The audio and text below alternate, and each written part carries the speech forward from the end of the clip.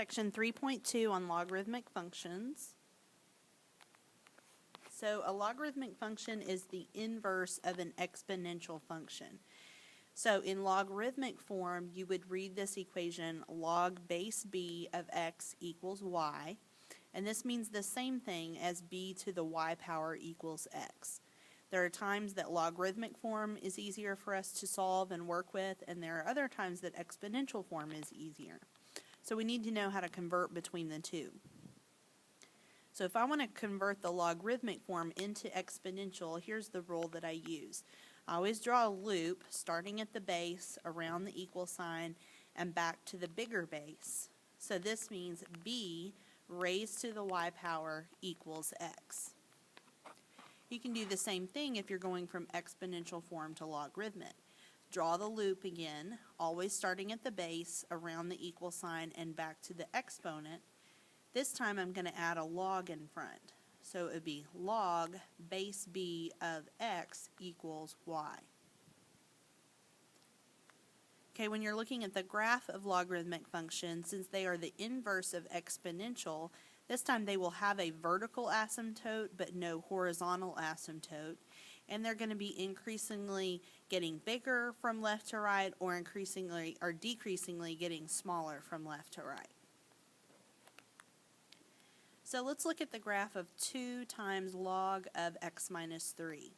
Now when you see log and then a parenthesis, this is not log times whatever is in the parenthesis, it's log of whatever is in the parenthesis.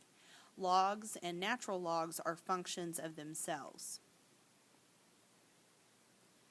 Okay, so if I type this into y equals in my calculator, this is what the graph looks like in the table. Now the graph on your calculator, it might stop somewhere and look like it does not continue down forever, but it actually does continue to go down. It's just a programming error with those calculators that they stop. So let's talk about all these parts of this graph. First, the domain of this function. So the domain is all the possible x values. And if you notice in your table that there is an error starting at 3, okay? So that means that our domain is going to be from 3 to positive infinity.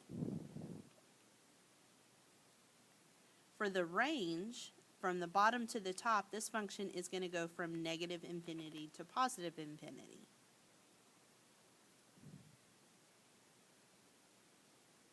For the intercepts, for this function, the x-intercept is at 4, 0, and there is no y-intercept. It's never going to touch or cross the y-axis.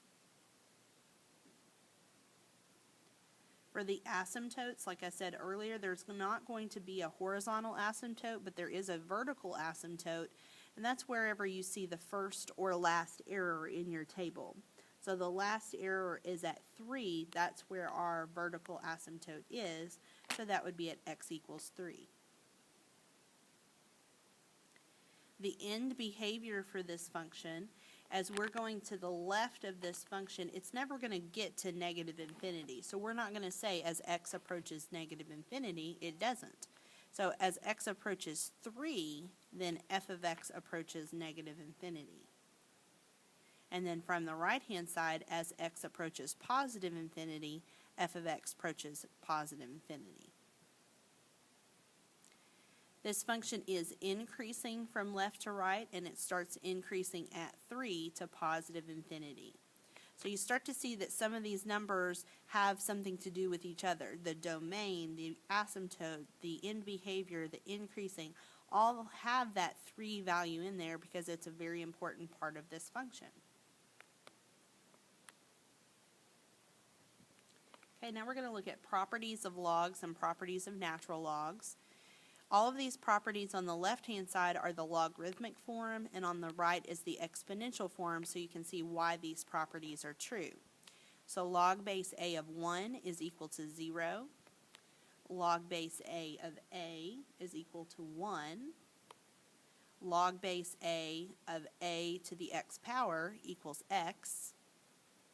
And then anytime you see log base a of x equals log base a of y, you can drop the logs on both sides and then x equals y. So you need to know how to use these properties. You can always convert into exponential form and then figure out what the answer would be, or just memorize the properties. These are the properties for natural logs. So all a natural log is a logarithm with a base e. So they decided, instead of putting a base e for log, they decided to call it a natural log, and they used the notation ln instead of log. So ln, natural log, is always understood to be base e. They didn't write that on these. It's understood. For log, if there's not a base, it's understood to be base 10. So these are the same properties as before, just with natural logs instead of common logs.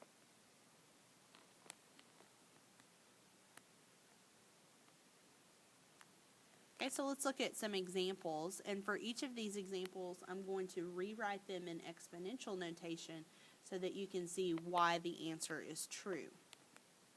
So for part A, I have log base 3 of 81, and I'm going to set that equal to x. I want to rewrite in exponential, so I'm going to draw my loop starting at the base, around the equal sign, and back to the big base.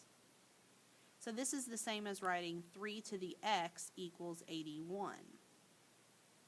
So I could take my calculator then and try to plug in different values in the exponent to try to find out 3 to what power equals 81. And it turns out 3 to the 4th power equals 81. Well, since there wasn't an x in my original problem, I'm not going to put x equals 4. I'm going to write the original problem, log base 3 of 81 equals 4. Okay, same thing for part B. I'm going to write equals x, or you could put any variable you want.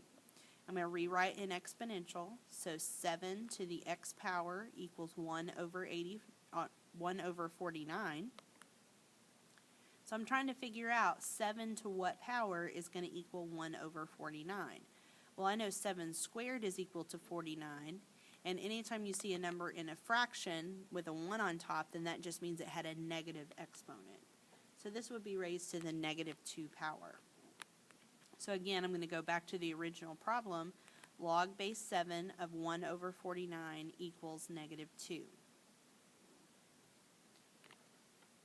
Now part C is in exponential notation right now, so I would be writing it as a logarithm if I rewrite it. We still start at the base, and we're going to loop around to the other side. So since I'm writing it as a logarithm, I'm going to write log base 12 of x equals the exponent from the other side, log base 12 of 4.7. So since both sides have logs in the same base, we're going to drop the logs, and x equals 4.7. Or going back to the original problem, 12 to the power of log base 12 of 4.7 just equals 4.7.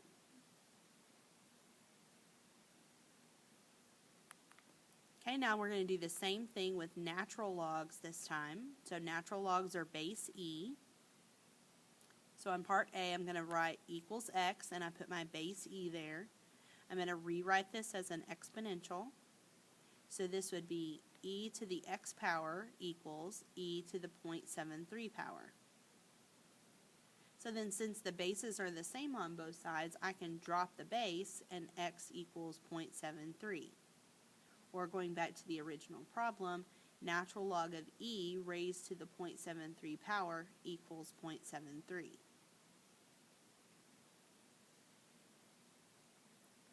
Okay, part B, same thing. I'm going to put my base e and then equals x. I want to rewrite this in exponential notation. So e to the x power equals 4.